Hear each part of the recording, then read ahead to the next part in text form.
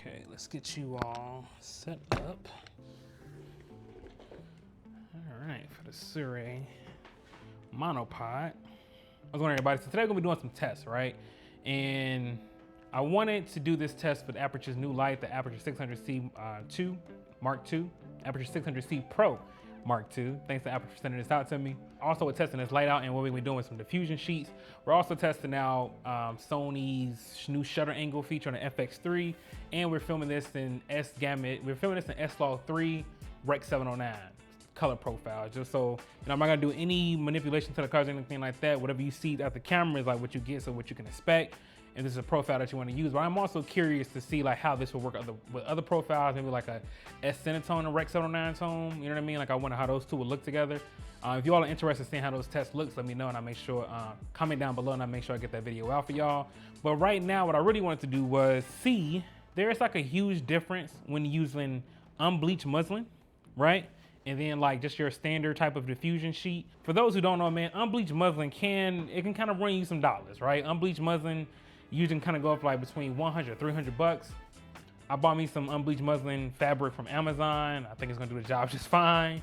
And then we're gonna be just pushing this, and I wanted a powerful light to push it through, because I feel like with me draping it over it, it's gonna kind of be double diffused, and I know this 600 watt light is more than enough. And if anything, like kind of tweak any colors, I'll be able to do that, because you have so many controls that the 600C Pro 2 Mark II offers. So we're just gonna be doing a couple of different lighting scenarios in my house, different diffusion with the different diffusion sheets. And all I want y'all to do is let me know if you like A or B. We're gonna be filming on the Sigma 24mm, my new favorite focal length as of right now. And you know, just do a couple of tests with this light to kind of see what you expect, and kind of like different lighting scenarios you can do.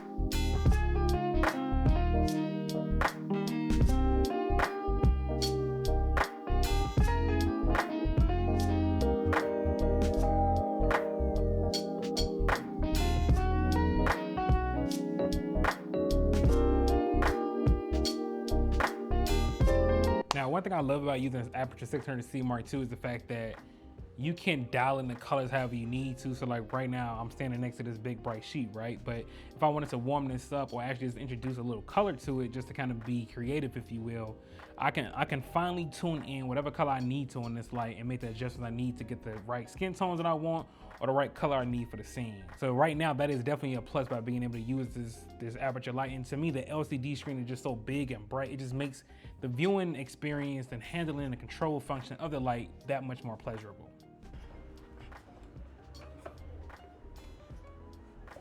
Huh?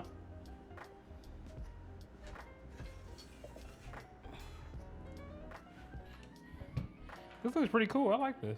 I like the sun really coming in. Yeah. So I really like the way this looks. It literally looks like the sun is coming in from the textures that is casting here and stuff like that. Now I could move this light so it doesn't look so direct, but I kind of like the fact it looks like the sun is right there. I'm not mad at it. That right now is only at 42%. 42.7 to be exact, because you could dial in specific increments on this light. So that's pretty cool. But let's just see how this kitchen scene's gonna look with me just drinking a bottle of water, letting the sun just bath. I'm just bathing in this glory, all this melanin, you know what I mean?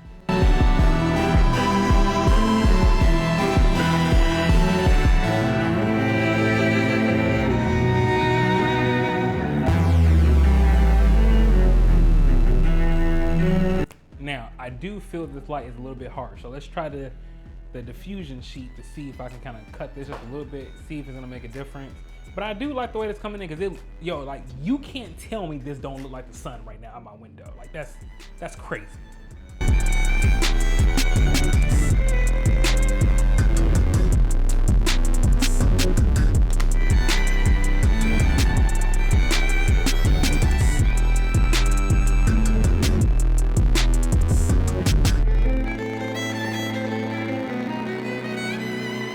Since this technically still is a review or overview of the Aputure 600C Pro Mark II, a couple things to note about this light is that, number one, it's very functional, right? It gives you everything that you need in one light. So if you are like somebody who does like a lot of music videos and need different colors in your light, this light actually does that. Everything can be controlled by the Sidus Link app. Anybody who's been with Aputure or heard about Aputure, unless you can sleep under a rock, knows that you can control the light with, you know, app control, just like you can with Sony cameras now as well.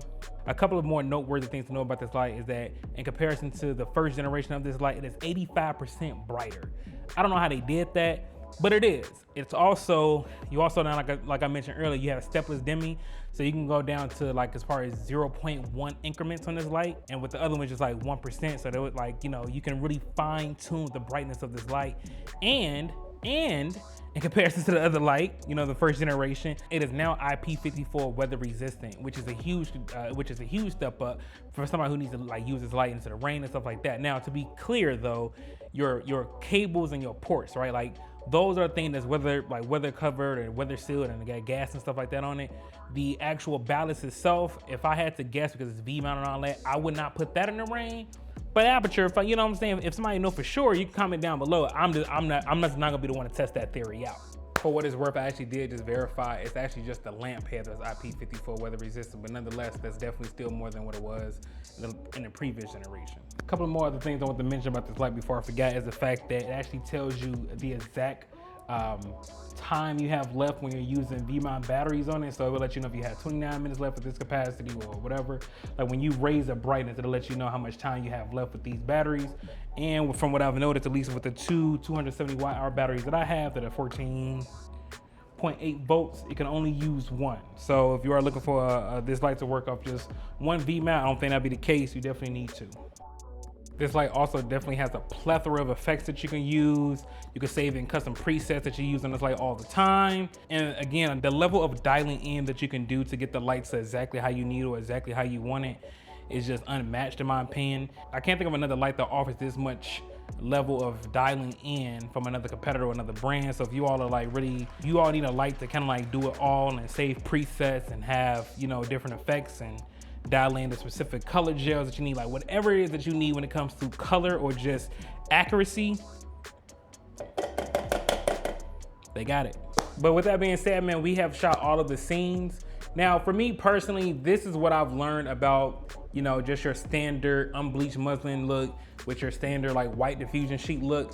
I don't think there's, for at least for me, I'm not seeing a huge difference in regards to softness, but just in color reproduction. But if you have like a light that's bicolor, or in this case, they could change to any color you want, you can kind of like just offset that, right? Like I know some people like to use an unbleached muslin look. And you know, if you don't, to me, if you don't have a bicolor light, then sure, you know what I mean? Like it would definitely warm up your talent skin and all that. But if you have a bicolor light and an RGB light, you can just change the color and I think you'll still get a very similar look. I mean, honestly, as you all probably can tell, there wasn't a huge difference between the two.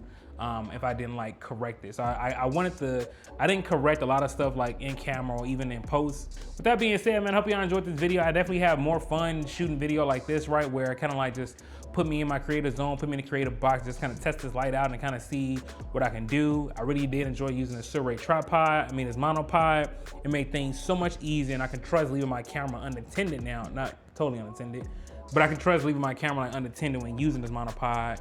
And the Aputure 600C Pro Mark II just made everything just look crispy clean. So again, man, shout out to Aputure. I appreciate y'all for sending this out to your boy. But I am gonna be doing some more tests with the whole Rec 709 tone look. I just didn't like the way it looked initially, but if you all have been playing with it, let me know down in the comments below which profile that you all have been matching that with. Then I'll try to replicate that and see if I can kind of get some similar results or better results to my liking. But with that being said, man, make sure y'all follow me everywhere, Brookssmedia with 2 S's. If you ain't at the S, you ain't spelling it right.